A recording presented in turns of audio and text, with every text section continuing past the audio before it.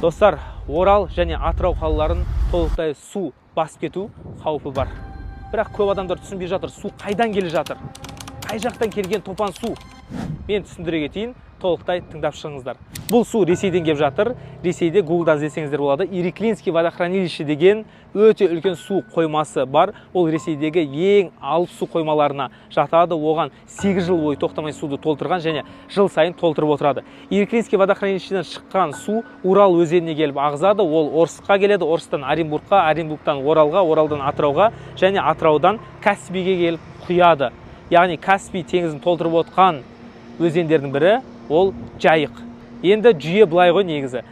Күзде Ириклинский водохранилищенің суын бір 70%-ға дейін түсіреді. Себебі қыста қар жауады, ол еріген кезде 90%-ға өзі-ақ көтеріледі. Осы жылы, білмеймін, күзде суды аз ағызып қойды ма, немесе қар көп жауды ма, Ириклинский водохранилищенің суы шегіне дейін жетіп тұр. Оның қандай қаупі бар? Ол су қоймасы жарылатын болса, жалпы жер бетінде Орск, Орынбор, Орал, Атырау деген қалалар жойылады. Толықтай су басып алады және өте үлкен адам шығындары болады. Сондықтан да осының алдын алу үшін Ресей суды алдын ала Ириклинский водохранилищеден ағызып жатыр. Бірақ бұрынғыға қарағанда көбірек су ағызылып жатыр. Ол келіп Орскты басып алды. Это не шутки. Уходите сами, забирайте документы.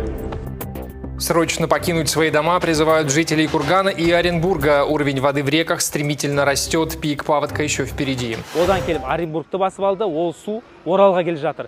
Енді жыл сайын ағызатын суға қауіп неде десеңіздер, 1942 жылы Орал қаласын толықтай су басып алған болатын, сол Жайықтың суы.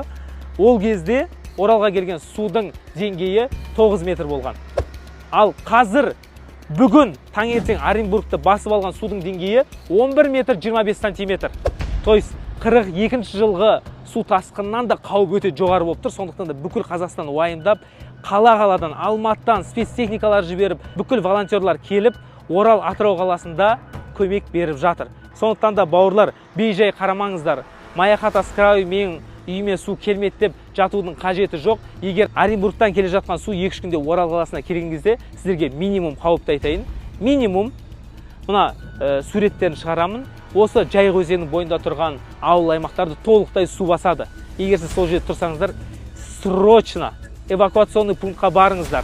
Ал ең максимум қауіп Орал және Атырау қалаларын толықтай су шайып кету, басып алу қаупі болып тұр.